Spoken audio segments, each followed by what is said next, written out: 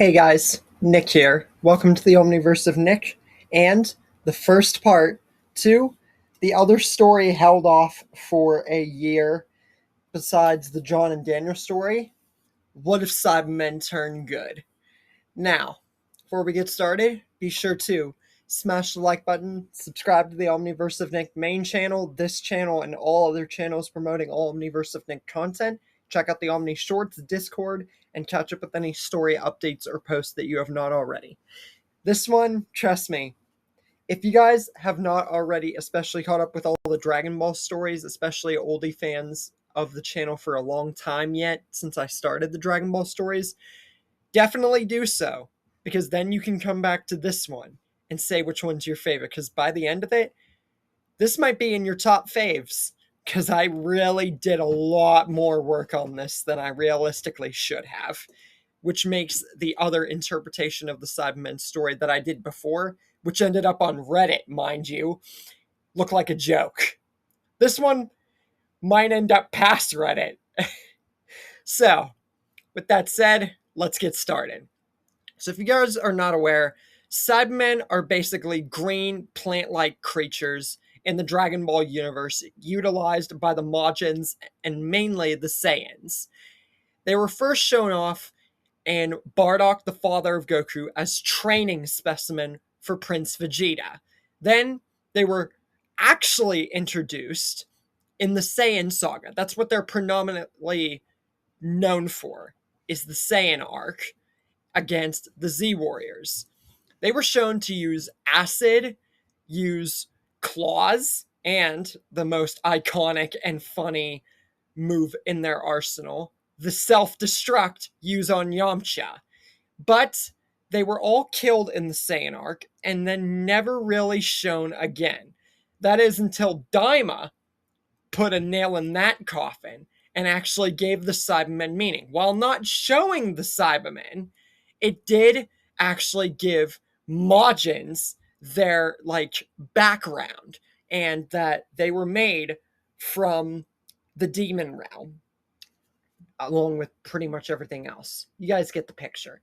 So even though we never got to see Saibamen besides the Saiyan arc, Bardock Father of Goku, and Dragon Ball GT, they were still a heavy part of the Dragon Ball Daima series, and I actually gave them meaning for once. So I did make a story like this, just like the John and Daniel story, but unlike the John and Daniel story, I canceled it because I laid way too much into fandom, and that's whenever I was first starting to get into what ifs and everything. I wasn't as good, and I focused on too many Cybermen pictures on the internet, whereas I should have just realistically just done my own thing, which is something I did not do. So this time, we are going to actually be focusing on what makes the Cybermen unique on its own, making one good. So now we're actually going to be focusing on a story that makes the Cybermen more better than they ever have. What if one of them or more turned good? That's what we're going to answer today. Let's get started. So we open up at the Saiyan arc, and the Cybermen have been introduced, and the first one was beaten by Tien and killed by Vegeta. The next one goes up and fights Yamcha the exact same way it did in canon. But when it goes to self-destruct, one of three things would happen. A, Yamcha would see the self-destruct move coming and just instantly plant the Cybermen on the ground. Two, Yamcha basically injures the Cybermen so much that it can't self-destruct. Or three, he would blast the Cybermen before he self-destructed, either knocking him down, blasting him, or making sure he can't do it. Making that moment for Yamcha never happen. Yamcha is at his peak right now, and his most embarrassing and basically character destroying moment does not occur in this timeline. And just before Yamcha can actually finish the Cybermen off, he sees the Cyberman is pleading for its life. Obviously, it can't speak, but the Saibamen is actively pleading for its life. And this is actually a major turn of events, because not even the Saiyans have ever seen a Saibaman plead for its life. And this even throws Yamcha off guard because of how cocky he was 5 seconds ago to take them all on, seeing them as like mere creatures and, disposable garbage or just evil monsters. But this one is actively pleading for its life. And it actually makes Yamcha feel so sorry for it that he helps it up.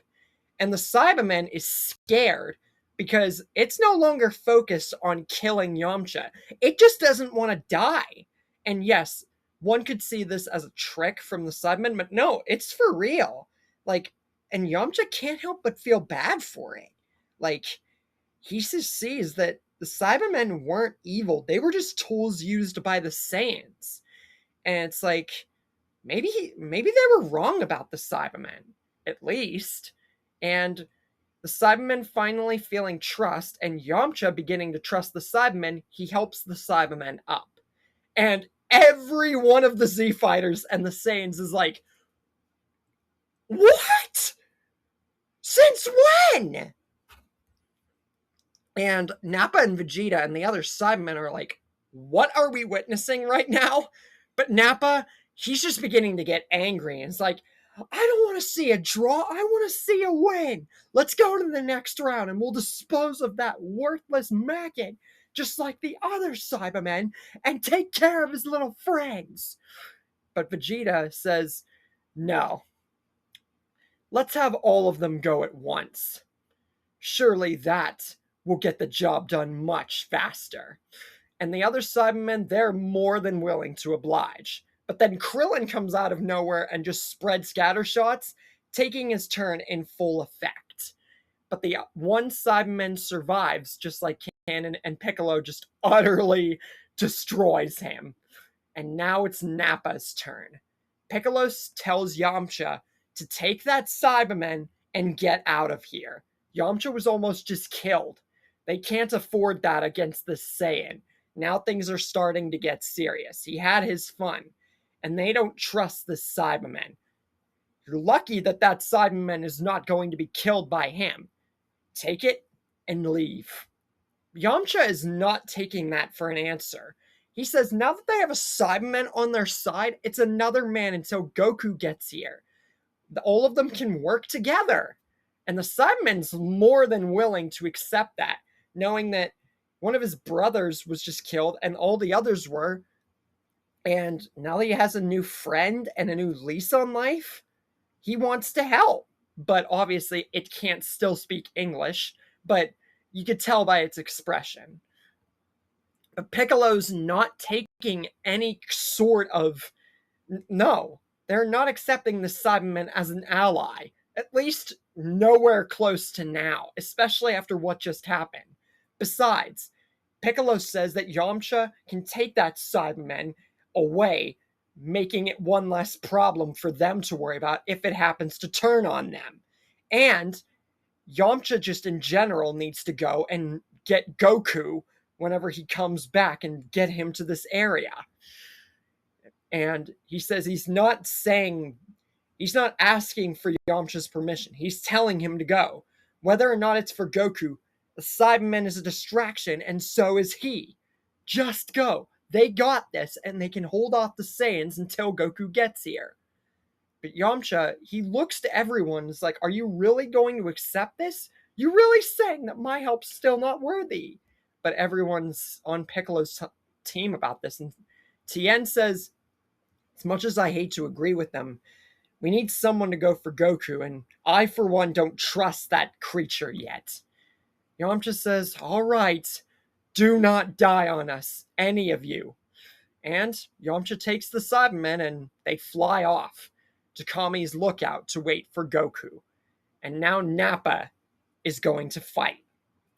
Will Yamcha and the Saibamen return in time before any casualties? And since it's basically going to play out like canon, what's going to happen differently whenever Yamcha, Saibamen, and Goku or something like that happens? How is the Saibamen going to factor now that it has a new lease on life and is now a good Saibamen? Find out next time.